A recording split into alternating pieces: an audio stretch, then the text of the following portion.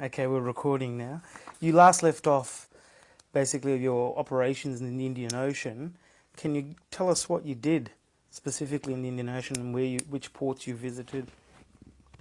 Mainly Durban, Mombasa, East London we went to at one stage for what they called a self-refit, where I fell madly in love with a local girl. Cape Town, or Simonstown rather. And one interesting exercise, well not exercise, operation we had, there was a Vichy French convoy, not sure where it had come from, presumably out in the Far East, Vietnam or somewhere like that, Indochina. And it was crossing the Indian Ocean, and we went out and intercepted it. Operation Kedgeree, they called it for some reason. And we took them into East London. And of course, they weren't really enemy, the Vichy French, though we'd been on the same side as them until they gave in. But they were still sort of on the German side. And so we couldn't really lock them up. Certainly South Africa at that stage was a bit ambivalent themselves. They'd almost come in on the German side at the beginning of the war, if you have read that bit of history. But Smuts sort of persuaded them to come in on our side. So they weren't locked up. They were billeted in a hotel at East London. And one day all our sailors were going ashore for a run ashore, and I happened to be going ashore about the same time as the sailors. And outside the hotel, all these Vichy French were sitting around, presumably drinking wine and smoking cheroots, and slinging off at the Aussies, and the Aussies were slinging off at them, and it turned into a fight. And the only time I was ever really wounded in the war was when I got a French knife across my tummy. Fortunately, I was in uniform, and our thick serge uniforms prevented it being anything more than a scratch. But that was an interesting little episode amongst the other things we were doing. Then we were suddenly ordered to Colombo again. We didn't know, the captain presumably knew, but we weren't told what was happening. And we went in there and we loaded a lot of long wooden boxes, the sort of box that you could imagine a torpedo would sit in. And they were labelled Senior Naval Stores Officer, Singapore. And we all said, we know where we're going to Singapore for some reason. This was before the Japs came in and Singapore was still ours. And we sailed, and we didn't head for Singapore, we headed due south, and we went through the tropics, past the equator, kept going south, further and further south, getting colder and colder, and finally the captain got on the broadcast and said, where we're going is a place called Kerguelen Island, or Kerguelen Land. It's in the middle of the Indian Ocean, down almost in the Antarctic. And those boxes we've got on deck, they haven't got torpedoes in them, and the SNO label Singapore was just to fool you all, because that's not where we're going. Those are magnetic mines. We've heard that Kerguelen has been used by German raiders as a base. That was Australian territory, wasn't it? It was French territory then, still is, Kerguelen. Right. Not to be confused with Heard Island, which is a bit further to the east. That's Australian. No, it was French. It's got three quite big harbours along the size of Trincomalee Harbour we were talking about. Anyway, we got there. There were no German raiders there at the time, but sure enough, they had been using it. There was one ship they'd captured and taken in and sunk, and it was still showing with its upper works above the water. So that proved they'd been using it. So then the operation came into being that the magnetic mines we had were going to be laid in case the German raiders came back. And I was then in charge of what they called the ship's pinnace, which was a big open boat, quite long, about 50 feet long, and ideally suited to be fitted with wooden racks on the upper deck or across the open boat, on which we could put these magnetic mines. So I found myself in charge of my first command, really, laying these mines all around the different 2 or 3 harbours. And we had a lieutenant on board who was actually playing around with a sextant and taking fixes off the points of land and saying, right, let one go, and I'd feel very important and say, lay a mine, and they'd throw a mine over the side. And so we went on laying mines all round. I don't know whether the Germans ever went back there. As far as I know, they didn't get sunk anyhow. I tell that story because about 4 years after the war, somebody came along to me and said, Smyth, is that right? You've been telling people rather proudly that your first command was when you were laying mines in Kerguelen. I said, yes, sir, that's right. Ah, they said, well, we want you to tell us exactly where you laid them. And I swallowed a bit and said, well, I don't really know. And they said, well, you've been saying you're in charge, you must know. And I said, no, there was a lieutenant on board and he was taking fixes and he would have the record somewhere. And they said, yes, we know who you mean. That was Lieutenant Commander Denny, as he later was, but he died last year. You're the only one who can tell us. And I tell this story sometimes when I'm talking to Probus clubs and others, because I hear now that some of these cruise ships are taking cruises down to Kerguelen, and I say, if you're offered a cruise there, don't go, because those mines are still there. I hope, in fact, by now they've rotted away or rusted away. But that is a very interesting thing for a young midshipman to be doing. I did a lot of sketches around Kerguelen and wrote it all up in my midshipman's journal that I mentioned earlier. That particular one, they said, was so secret that they immediately destroyed it, so I have no record of my actual diary at the time. So Kerguelen basically was a French base, naval depot. Oh, no, nothing like that. Quite completely uninhabited. Uninhabited. Just owned by the French, but nothing there. The most that you ever got there were a few sealers and possibly whalers who would go there in the proper season.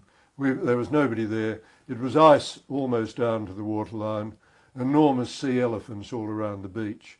Fascinating place to see and to draw pictures of, but purely uninhabited. Still, I think, uninhabited as far as I know. It's so far down, it's pretty uninhabitable sort of climate down there.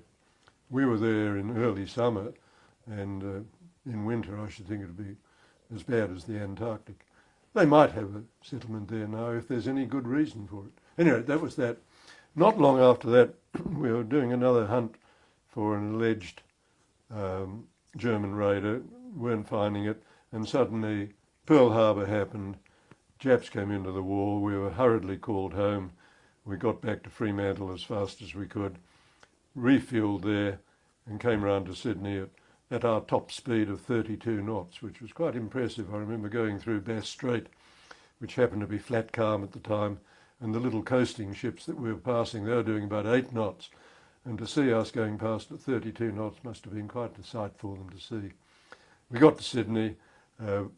Actually, we did spend Christmas, I think, either in Sydney or at home, and then almost immediately afterwards, Boxing Day, sailed for New Guinea with the old Aquitania again, the ship that had been on that big 3-ship convoy I mentioned earlier to the Middle East. She and a few cargo ships, and we were taking troops up to reinforce the very few soldiers who were in New Guinea, because we hadn't really been expecting the Japs to come in like that. We got into Port Moresby Harbour, again not a bad harbour, with a tiny little jetty, not a wharf really, no chance of Aquitania getting alongside it. So once again I and my pinnace and all the other ship's boats, and even 1 or 2 small corvettes I think, were ferrying the troops ashore from the Aquitania. A lot of baby-faced boys, I thought. I was all of 18 by then, so I was feeling very old and important, experienced, having had a year at sea. And one of them sort of said, "Excuse me, sir." And I think it was about the first time anyone had ever called me sir. And I said, "Yes, son, what can I do for you?" He said, "Excuse me, where are we?" And I said, "You're in Port Moresby Harbour." "Where's that?" he said. I said, "It's in New Guinea." "New Guinea? That's not part of Australia. We're only the militia forces. We're only signed up to fight in Australia. What are they doing to us? We can't be allowed to come outside Australia." And I like telling that story because those same kids who looked so raw and frightened then were the ones who, a couple of months later, down at Milne Bay, were the first army anywhere to stop the Japs. The Japs had come down through the Malay Peninsula right across into New Guinea, almost untroubled. You know, they'd captured Singapore before people even realised it was happening. They were winning everywhere, and those kids that were so frightened at being sent out of Australia were the first to stop them at Milne Bay, and then on the Kokoda track later. And it wasn't very long after that we were operating in the Coral Sea, and then of course we were the first to stop the Japs at sea in the Battle of the Coral Sea, which was the first time they were beaten. Only just. Tactically they actually won the Battle of the Coral Sea, but strategically we did. And that stopped their movement south. The Battle of the Coral Sea, fortunately the intelligence had been listening in. By that time we could break the Japanese codes, and they'd listened in and they'd heard that something was afoot sailing from Rabaul in New Britain, which they'd captured. Can I ask you about, this would have been 40... This is late 41, we're into 42 now, May 42. Battle of the Coral Sea took place. Battle of the Coral Sea, 5th, 6th, 7th of May 1942. And of course, we'd been operating in the Coral Sea with the American carriers, aircraft carriers, and they had been attacking Rabaul, and when the landings took place in that area and further down, we'd been sending strikes across from the carriers, but we hadn't actually been in any action except just helping to protect and sail with the carriers. But for the Coral Sea, we were suddenly we'd been back in Sydney for a few days, we were all told to get up there because of this intelligence report. Congregate in the Coral Sea, I think was all we were told. And we met up with the two carriers again, Lexington and Yorktown. Lexington was the biggest aircraft carrier in the world then, an enormous brute by then standards, even by modern ones. And we realised that they had sailed from Rabaul. They were sending a convoy down to go through the islands which lie off the eastern end of New Guinea. That's known as the Louisiade Archipelago. There's only one passage through it. That's the Jomard Passage. And they were obviously heading for that. The carriers kept well away, looking after themselves, I suppose, and sent us to guard the lower entrance of Jomard Passage. Us being the Australia, the Hobart, both Australian ships, the Chicago, an American cruiser, and about half a dozen American destroyers who were guarding us. We weren't very keen on this because by that stage of the war it was fairly obvious that you didn't go into action in the Navy, if you could, without air cover, because it was the air that was sinking ships all over the Mediterranean and the rest of the world. And here suddenly, although we had two carriers with lots of nice aeroplanes, we'd been sent away from them without any air cover. And the attacks that took place on us, mainly on the 7th of May, about the second, third day of the operation, we found out after the war, were by the same sort of size of numbers and the same squadron, the same actual units, as had sunk the Prince of Wales and Repulse off the Malayan Peninsula a few months earlier. So we were very lucky to survive, really. I think our captains were experienced by then. Although I was down in my battle station, down in the guts of the ship, I'm told that our captains were pretty bright about things. As the torpedo bombers came in, for instance, they knew exactly, or they would watch them and see when the torpedoes were dropped, and then they would turn and comb the torpedoes. I still swear to this day, although I think I might be inventing it now, that I could hear the torpedoes going past from my spot down below. And with the high-level bombers that came over then, the captain would watch them, he'd see them actually drop their bombs, he'd calculate where he thought they were coming, and he'd go hard a starboard, full ahead port, half astern starboard, and he'd turn the ship and the bombs would drop in our wake. And this happened. There's one photograph taken from the Hobart of us where you can't see us at all. We're completely surrounded by these tall bomb bursts in the water, and somewhere in the middle is the Australia. They were quite sure we'd been sunk, but we came through it just with everything on the upper deck very wet, and one or two people wounded by gunfire from the torpedo bombers as they went past, but completely unscathed. And the whole force of 3 cruisers and 6 destroyers escaped with only 2 or 3 casualties.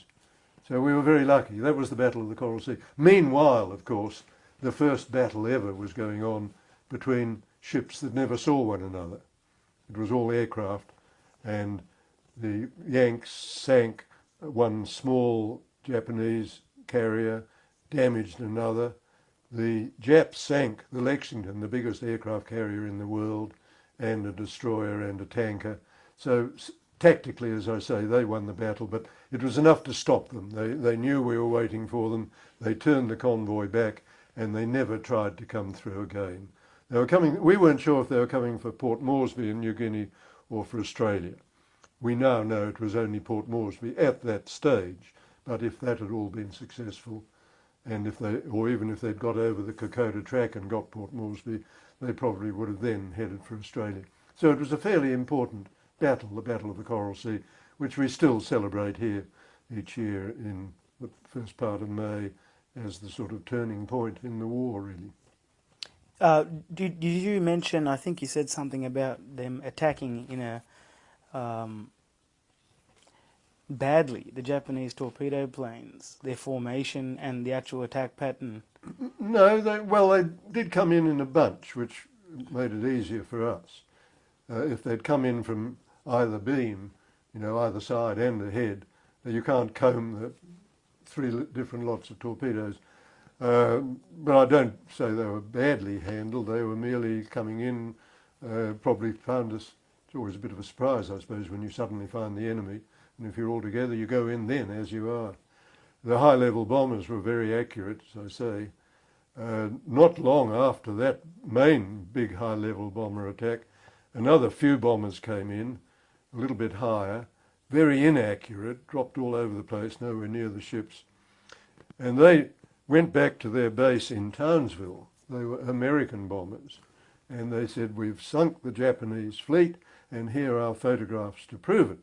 And they showed the photographs to the intelligence officers who looked at them and said, my God, you've been attacking the Australian-American force. Oh, they said, sorry about that. Admiral, in his report, said it was very fortunate for us that they were far more inaccurate than the Japanese had been. So that was rather an interesting little sidelight. What took place for you after the Coral Sea battle? Well, the Coral Sea went on for another couple of days. We sort of kept moving around. We weren't attacked again after that. As I say, I'd been down below listening to it all and helping control the guns. We'd shot down 2 or 3. One story I tell there is that in this little transmitting station, into which we had to come down through an armoured hatch, down a little short ladder, and then we were crouched in there all the time. And I'd noticed during the attack that hanging on the ladder was a wooden mallet. And it looked so out of place amongst everything that was so metallic and electronic and metal. And I finally, during a lull in the proceedings, asked the officer in charge, I said, excuse me, sir, what is that mallet for? He said, I'm glad you asked. You better all listen to this. So everybody stopped and listened. He said, when we're sunk, we'll be locked in here because they only can let us in and out from the compartment above, which of course will be flooded and the people will all be dead up there. But we'll have enough air in this compartment to last 2 or 3 hours. And during that time, some of you may get a little bit mentally disturbed. You might even go round the bend. And if you do, that's for me to knock you out with so that you won't be a nuisance to your fellows. I used to look at that mallet with renewed respect thereafter. Anyway, we finally left the area. We knew the Japs had gone back. The aircraft carriers, the one remaining, retreated. And we went back. I think we went into the Barrier Reef first and then down to Brisbane and finally to Sydney. About that time in Sydney, Sydney was attacked by the midget submarines. And then the following week, I was sound asleep in my bunk in the Australia alongside Garden Island.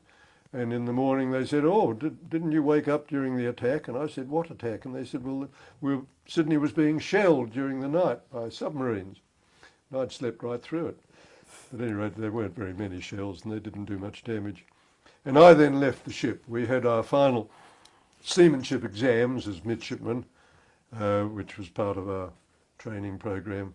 And then our job was to get over to England and do courses over there with the Royal Navy, advanced courses for the rank of lieutenant, I think they called them, although we were still only acting sub-lieutenants, in gunnery, torpedo, signals, the things that we'd done a certain amount of both before we went to sea and at sea. So we took passage in a merchant ship over to England, and we did these courses all around Portsmouth, mainly in Portsmouth. It was after the main Blitz. We were talking earlier about that. The Blitz was really in 41. This was late 42 by now, or mid 42. And there were a lot of sneak raids going on in Portsmouth. One of our number, we were billeted in hotels mainly, and one of our number happened to be in the hotel one day when it was bombed and he was killed, but we were lucky, we avoided that. One of the schools had been badly bombed, the naval schools I mean, and so they moved it to, I think it was Brighton, further along the coast. And they took over a girls' school there, a girls' school called Rodine, which is still one of England's posh girls' schools. And the girls had been evacuated up to the north of England for safety. And we took over this school, both for our accommodation and for the instruction. I think it was the signal school it had become. And we enjoyed that because very comfortable quarters. The girls were all in 2-bedroom rooms, and at the top of each bed on the wall was a little bell push with a notice under it saying, if you require a mistress during the night, ring the bell. Well, you can imagine a bunch of sub-lieutenants who'd just come in from a couple of years at sea thinking this is a wonderful idea, if we ring a bell we'll get a mistress, but it never worked. We finished those courses. I reported to, it must have been about Christmas 42 by then, I reported to Australia House and said I'm ready to go back to whatever posting they want me for in Australia, and they said, well, there's no ship going for a month or so, you better go off on leave again. And rather like I had earlier in Australia, I said, well, I've just said goodbye to all my relations and friends in England. Can I go and join something a bit smaller and a bit more exciting? And so they sent me up to Lowestoft in Norfolk, where they had a coastal forces base with motor gunboats, motor torpedo boats, sort of 70-foot long, quite small, very fast, go about 50 knots, which is about 100 kilometres an hour. And they really sort of got up in the water and flew through the air above the water. I was in motor gunboats, same size craft, but we had, instead of torpedoes, we had an Oerlikon gun, 20 millimetre, a couple of twin 5-inch turrets, one on either side of the bridge, and at one stage we had another funny weapon called a blacker bombard on the forecastle. And our job was to either protect the British convoys going up and down the east coast of England, Norfolk and Suffolk, or to go across and attack the German convoys going up and down the Dutch coast. And so we had some quite interesting operations there. We'd sail, we were rather like the Air Force really, we lived ashore in a hotel we'd taken over.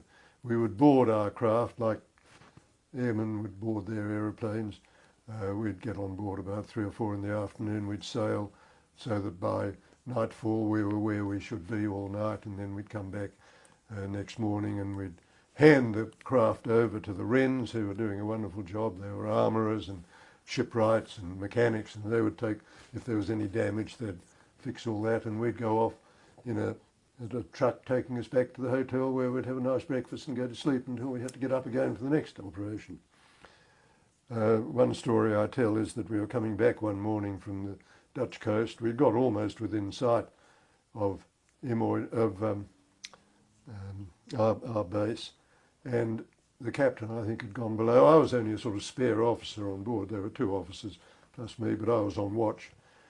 And it was a misty morning, still only half light, and I saw, to my horror, about 300 yards away to the north, on a parallel course, what looked like a German E-boat.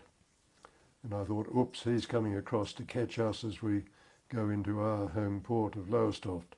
So I quietly called the captain, and we called everybody, and we closed up action stations, and we trained our guns on him, and we weren't quite sure, and we waited.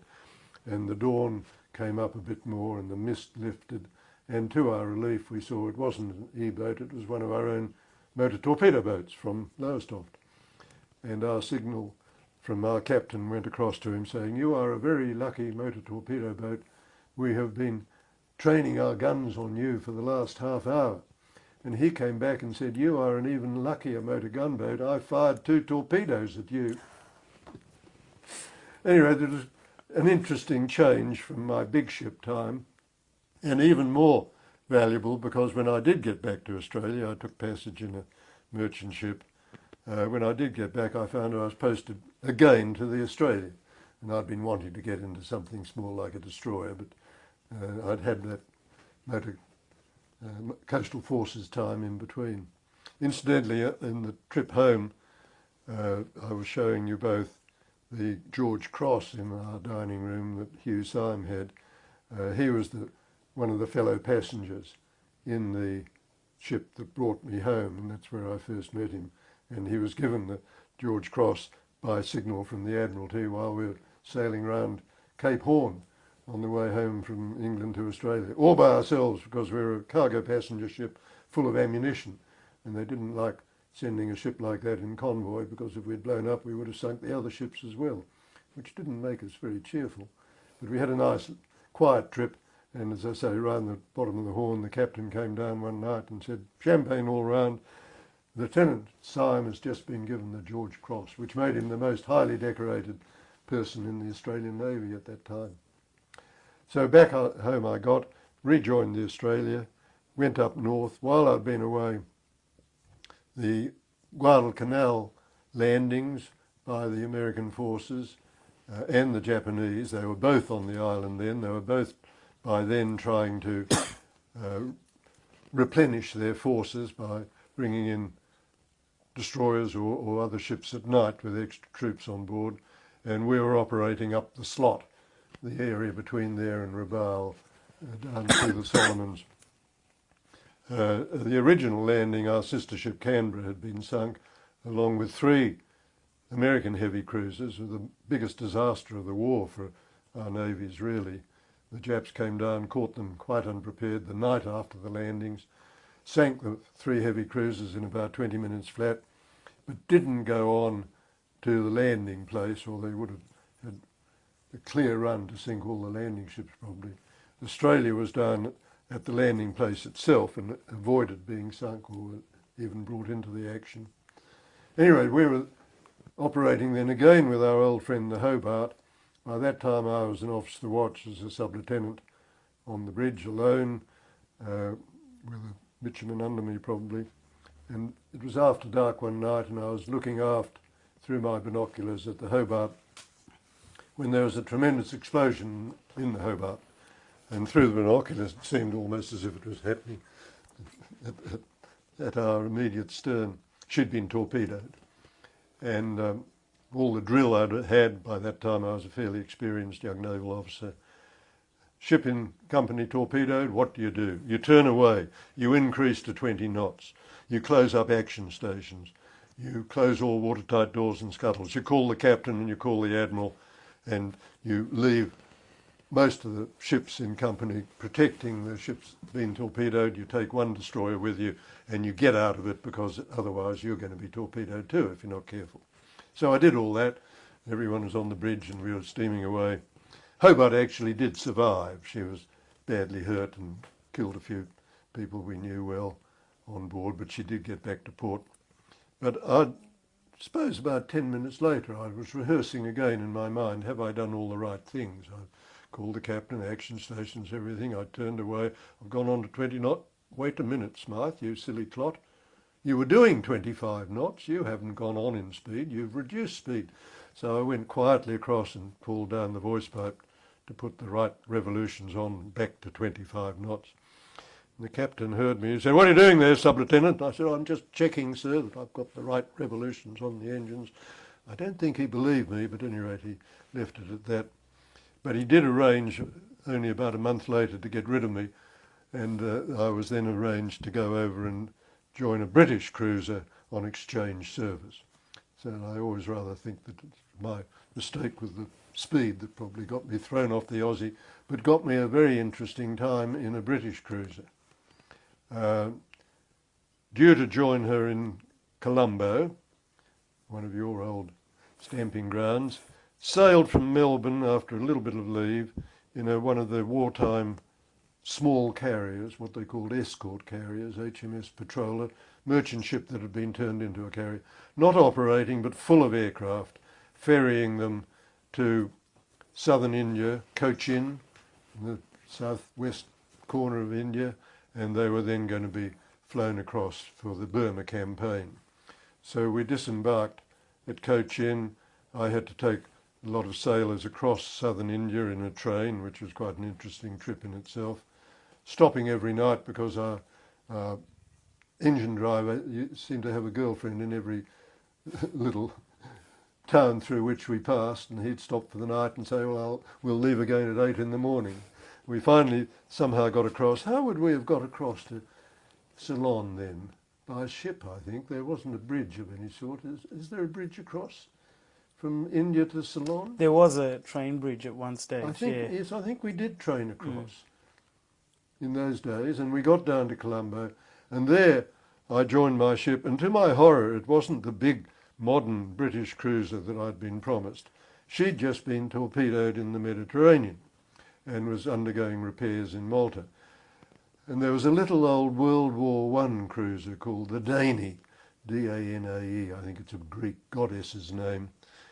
Single 6-inch guns, not proper turrets or anything, only about 6,000 tons. A very happy ship, I liked it, but you know, the first sight I thought, my God, where am I going after my big, heavy 8-inch gun cruiser? And I found myself the only Australian on board. I was replacing the first lieutenant, who was much older than me. I'd only just put my second stripe up as a lieutenant. And the captain said, right, you're the first lieutenant, you'll be doing this and that. And I said, excuse me, sir, I've only got seniority of 6 weeks as a lieutenant. Oh, he said, why have they sent you to me? Which wasn't a very good start. But at any rate, I fitted in. I did most of the first lieutenant's jobs, although the actual sort of title went to somebody else. I found myself the gunnery control officer on the top of the mast in a special little control tower there. And off we went around the Indian Ocean again a little bit, up the Persian Gulf that time. Quite interesting. We went right up to where now they're fighting in the Gulf. We read all about the places. We went up the Tigris-Euphrates River, which at the mouth they join, and it's called the Shatt al-Arab. We went up right up to Abadan and then to Basra, which you read about recently, where the British forces are fighting the Second Iraq War. And had no particular actions, but quite a lot of interesting time. And then we were suddenly ordered home to England. And so incidentally, on the way across, a memory I have on the way across to the Persian Gulf from Colombo, we came across one of those sights that one so often met during the war of a lifeboat bobbing in the water. And this was off a ship that had been torpedoed about a week before, and in fact about half the people in the boat had since died, because it's all right for you dark-skinned people in the tropics, but you get a pale white Geordie stoker coming up from down below in the tropics and sitting with just his underpants on, he gets cooked to death, literally, and they'd lost a lot like that. And I took one particular grizzled-looking, grey-haired fellow down to my cabin and gave him a cup of coffee, and he went to sleep. And when he came awake an hour later, I was waiting to chat to him. He said, where am I? And I said, you're in the British cruiser Danae. Oh my God, he said, and passed out again. So I thought, oh dear, what have I done here? So I got hold of one of our doctors. He'd dealt with the others by then, and he came along and we waited. And when he came awake again, we had a bit of food for him and another cup of coffee. And he was looking a bit better. And he said, where did you say I was? And I said, you're in the British cruiser Danae. And he said, what year is it? And I said, it's 1943. Thank God, he said. I thought I'd gone through some sort of a time warp. Do you know, the last time I was torpedoed in 1917, I was picked up by this British cruiser Danae. And there he was, 2 wars apart, and the same ship had picked him up each time. Anyway, that was just in passing. We went back through the Mediterranean, stopped off at Tobruk and Naples, interesting, things still going on there, but didn't stop for long. Got through, went up, and went almost straight away up to Scapa Flow, north of Scotland, because we were going to be part of the bombarding force for the invasion, which we all knew was coming soon somewhere.